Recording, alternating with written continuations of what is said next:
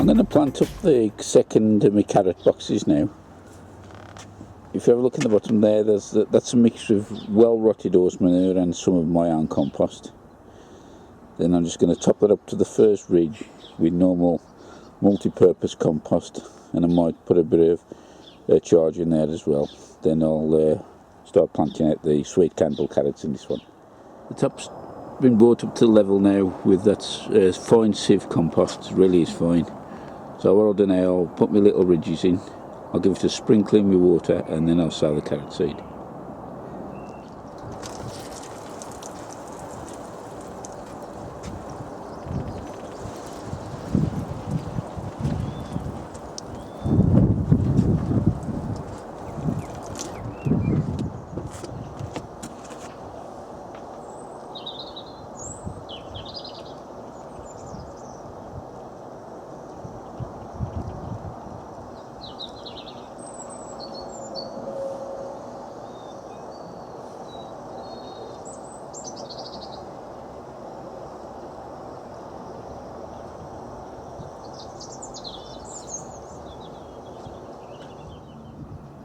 So there we have all the seeds done now on the grid pattern.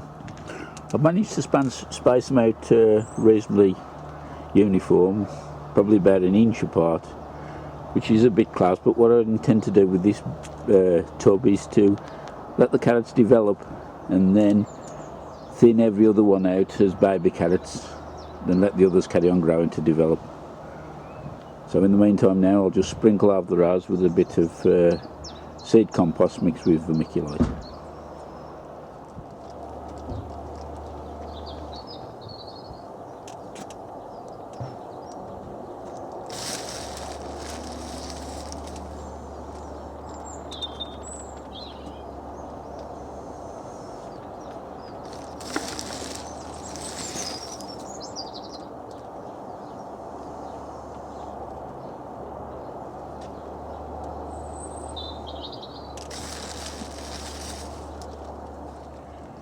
That's the lines all filled in, say, with seed and compost and vermiculite. And rather than put the watering can across the top now and disturb the seeds, I'd pre-watered the bed before I sowed the seeds, but what I'll do just to dampen the vermiculite down is to put the spray lance across the top.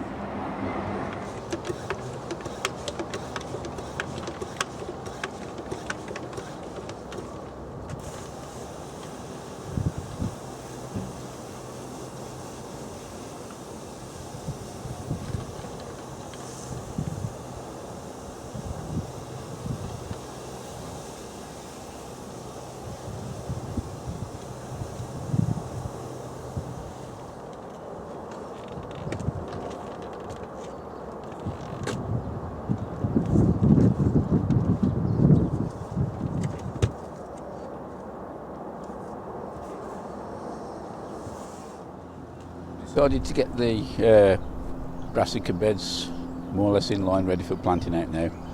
Normally I used to use a stuff called Armelatox, but that seems to be less and less available on the market now for some reason. And the main objective with that is to prevent club root. Mick Pulteney introduced me to this stuff here. It's called Perlka, P-E-R-L-K-A, and you apply it 4 ounces to square yard a couple of weeks before you intend to plant out. Now predominantly it's a high nitrogen feed. There are natural elements in it, but what happens when you add water, it releases a quite high intense content of lime into the soil, which again helps fight club root. Looking on the internet, there's a lot of people had good success with it, and it also increases the crop yield as well. So we'll be seeing how this goes. Morning all, 27th of April, as you can see by the extra horse blanket, we had quite a heavy frost last night. The first early potatoes are under here and they're starting to poke up. I was going to earth them up, but because of the frost forecast I popped the black plastic on. You can see the surface water is actually frozen on the top. Looking in this bed here, because the sun hasn't come round, the soil has still got a bit of frost on the top. And the same here. Just pop into the greenhouse and have a look, see see what we managed to maintain last night with the candle on. Oh, fairly different. And there you can see that there. It went 19.8. It is now. It went down to 0.1, just above freezing. That's just over 32 degrees Fahrenheit. So the candle just kept the frost. Originally the plan for today was to plant out the onion sets, but it's still quite cold at the moment. The sun hasn't come round fully, so in the meantime what I propose to do is to pot on these marigolds into 24 salt trays. The overnight frost has melted, so I'm going to take this opportunity to earth up these.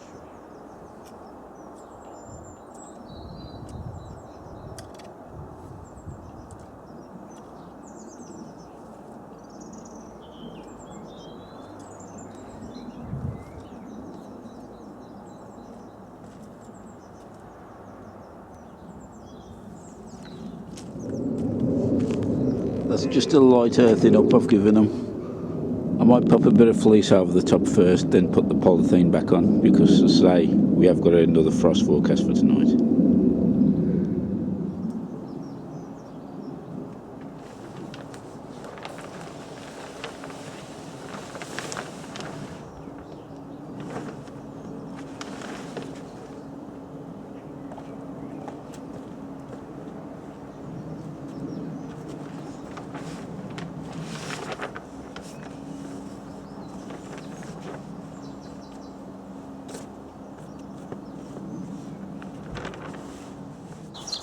You may recall in the last episode that I run the mantis over this. Well, that was against all odds, really, against all theory, because this is going to be the Brassica bed, who, as you know, like the ground to be quite firm. The reason I put the mantis over was because during the autumn I'd put a good layer of horse manure on, and the worms did break it down, but there's still like a bit of a crust on, so by putting the tiller across the top it did break it down and mix it all up to quite a good depth. So now I'm just going to firm the soil.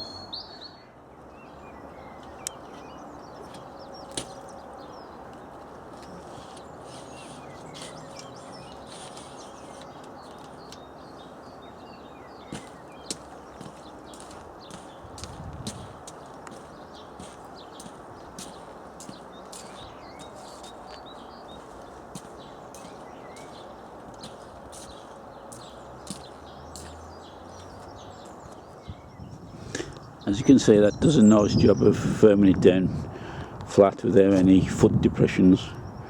One thing that does defeat me every time though is I must have de-stoned this bed, well the 3 beds, at least half a dozen times, and somebody in the night keeps coming and putting stones back on. It's just it's still covered in the top again, but I'll give you just have a quick peep in the compost bin. We might have some new carpet fitted, and he got some spare thick underlay that he passed on to me. Well, what I've done is put that as a mat for the worms to go on.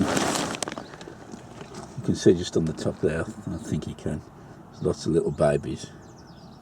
Just have a look underneath. Whoa! What do you think of them?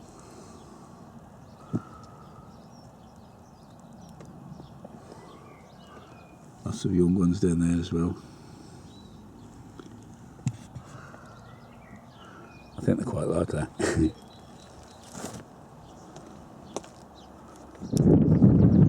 I'm just going to get one of the few remaining overwintering cauliflowers.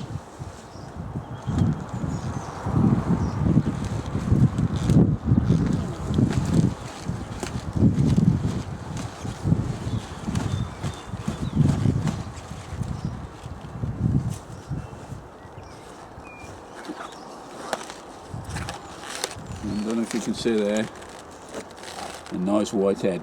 We'll enjoy that for lunch. There's still a few spring cabbage as well, although they're not quite hearted up properly. I'll take 2 of these just to supplement the cauliflower. All in all, 3rd of May, I think this could be it, the start of the planting season. Well, whether it is or not, I think we better get cracking because I can't hang around much longer. So the first job I want to get done this morning is to get the holes bored out for the brassicas. I've put 4 little site markers there to show where the holes are going to go. So there's 4 plants in a row, and there'll be 6 rows in total in the bed. So let's get started.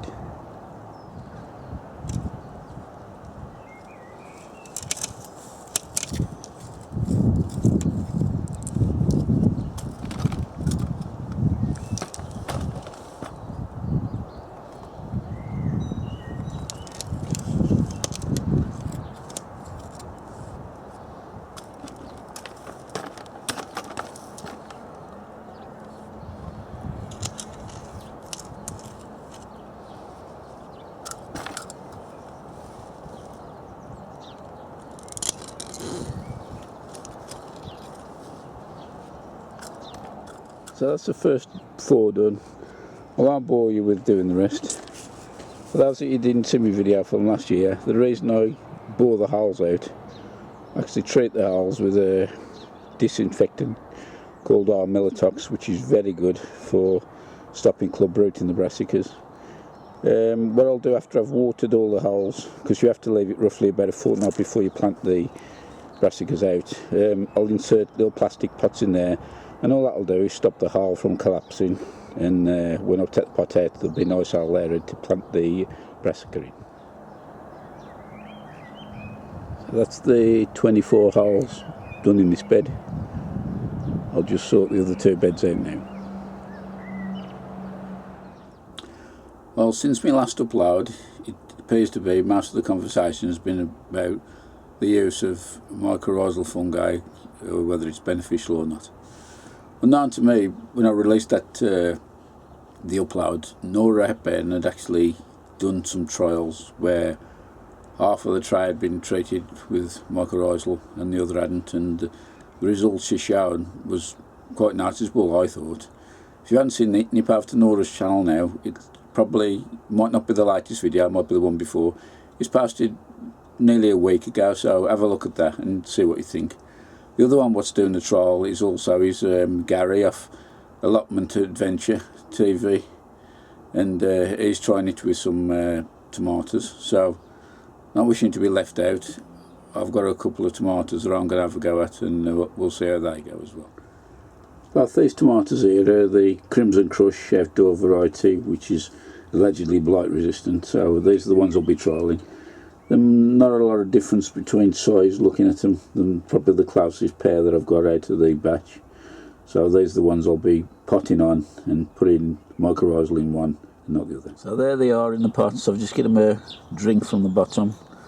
Just let the compost get a bit damp on the top, then I'll put them both in the greenhouse together. This one is for Mick Watson. It's sunflowers, they're called Titan. I've potted them on today, and there's a couple at the back on a bit droopy. Usually find when they pot the sunflowers on, they get a bit upset with themselves for a while, but they'll pick up. And I'd actually left these in the pot a bit too long, and they start to go a bit leggy, but I'm sure they'll be alright. Well, that's the sky to greet us at the start of the day. I think it's going to be a good one. So let's get the first job out of the way.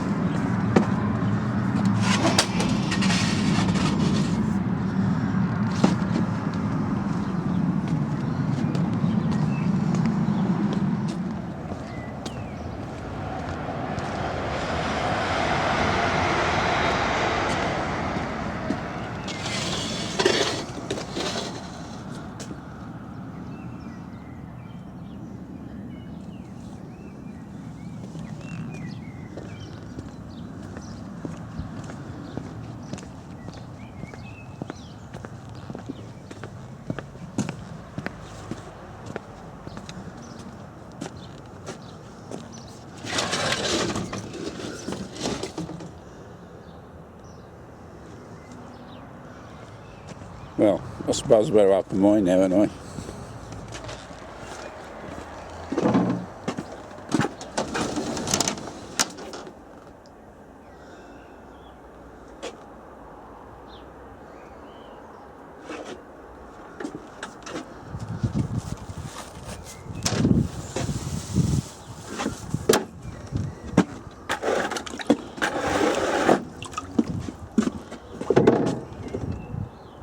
This is the Brassica bed now, almost finished with the holes ready for the watering.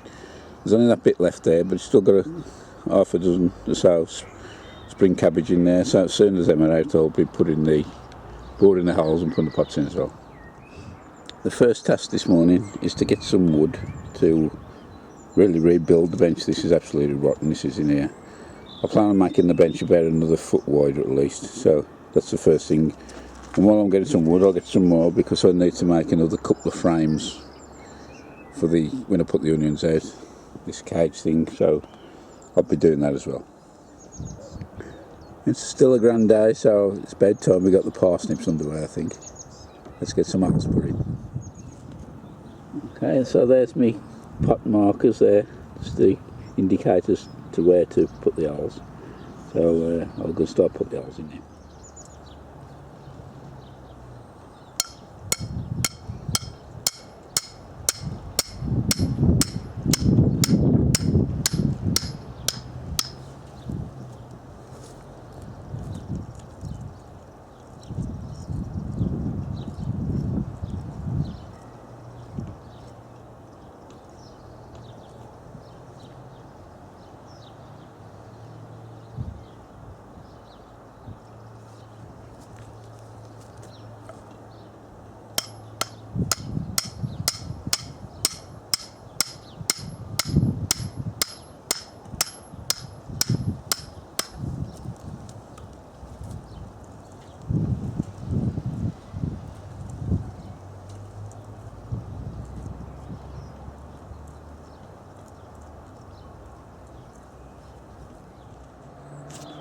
So that's the first row done. As you can see, I don't know if you'll be able to see it here because the sun's quite bright. It's just a conical owl. That one there's, I think I've set it at 15 inches deep. About 4 inches, mouth diameter 5 inches. So I'll put another 3 rows in. It'll be a total of 24. And I'll start sieving some soil.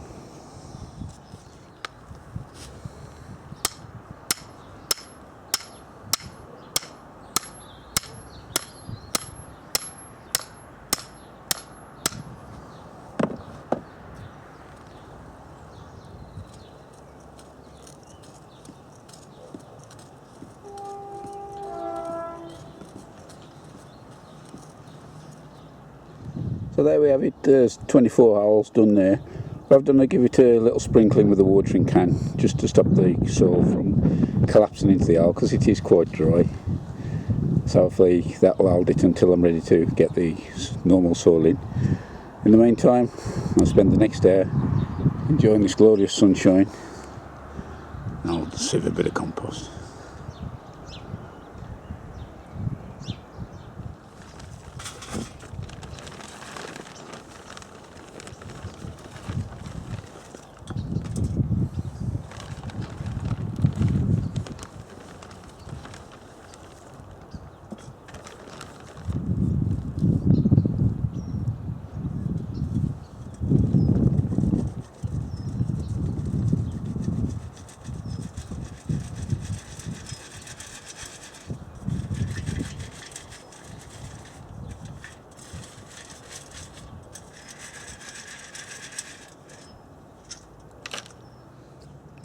It is hard work riddling this soil, but at the end of the day it's worth it because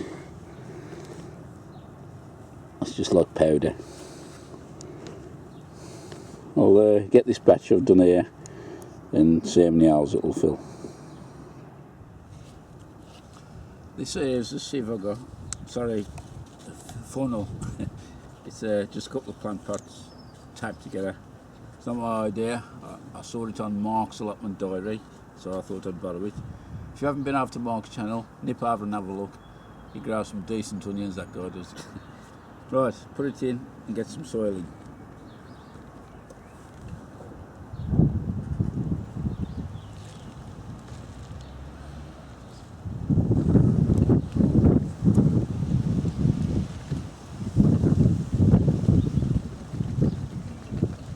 By shaking the funnel very slowly, I knew the soil had gone down to the bottom and got rid of most of the air holes, so hopefully when we come to put the seed in it shouldn't sink much. So that's all the holes filled in with the sieve compost now. Before I start sowing seed, I'll just run the watering can and give them a little drink just to dampen the soil so that the seed makes contact with the damp soil. That's all I'm interested in.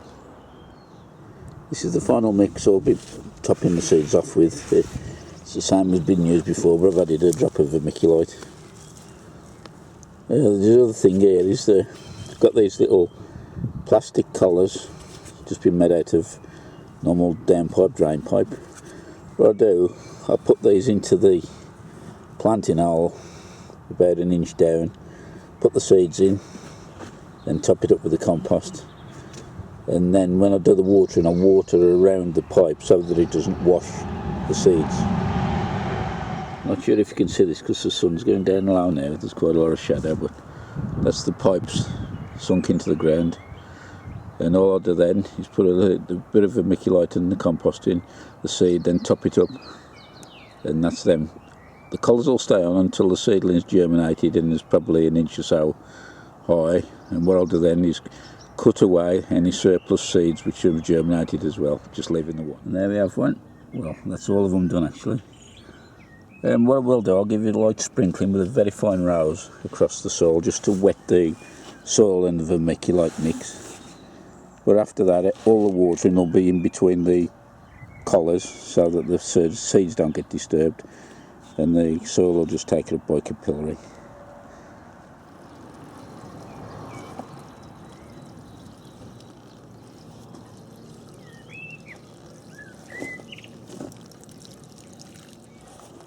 Rounding today off, it's been quite a productive day.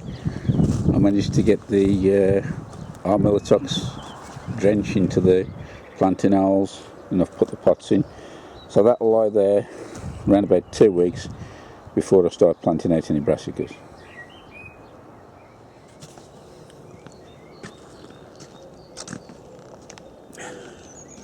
Morning all, it's just gone 5:30, so there's only me and the birds around and the virgin tray. I'm just going to open the greenhouses up today. Looks like we're in for another cracking day today. I managed to get the wood sorted for me bench. I said I was going to repair, and I've got to do another frame for the onions. I've chopped all the wood up for the bench. I've just got a couple of joints I've got to, half lap joints I've got to knock out, or rebates. And then with the good weather we got planned today, I think I'm going to try and get the wood stain on, so that'll probably be the first job. Well, it's time to say goodbye to the old rickety bench. It's well past its sell-by date, and I'm going to replace all the wood. I'm using this CLS timber, which is great value for money. Got this from Wix's. What I've had to do, I've had to put little rebates on the end because the gaps in the casting on the bench are too small, so I've had to chop them down a bit to get them in, but that's no problem. These was originally 3 metre length. I've chopped them in half, so the bench will be 1.5 metres wide or long, whatever you call it. There's 4 there, and I've got another 4 in the back garden. I'll be bringing them out soon, and while we've got this warm weather, let's get some wood stain on.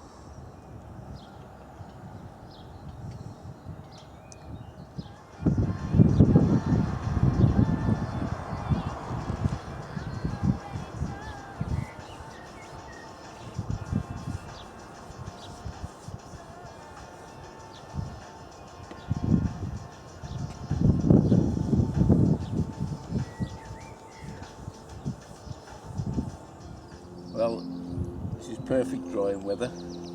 I've put 2 coats of this on. I've still got a few more to do, so I'm going to wrap this one up. So I'll see the next finish of this in the next episode. I've still got the frame to wire brush and put some amorite on. If you didn't know already, this week's is the Malvern Spring Show.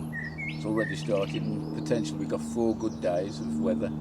I'll be going on there Sunday and I'll be catching up with another YouTuber, so watch for the next issue. Until then, I'll see you later. Bye for now.